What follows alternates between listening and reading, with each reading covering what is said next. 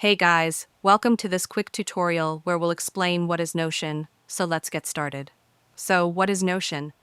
Notion is an all-in-one productivity workspace designed to help you organize your entire life and work in one place. As you scroll through the Notion website, you'll notice it blends notes, documents, project management, and databases into one simple, flexible tool.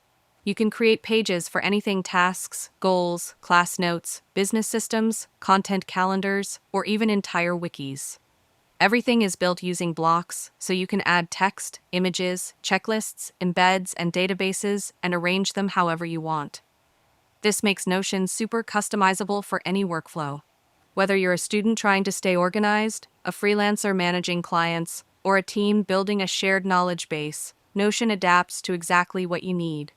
You can connect pages together, build dashboards, automate views, and track everything visually using tables, boards, calendars, and timelines. It also syncs across all your devices and offers tons of templates to help you get started instantly.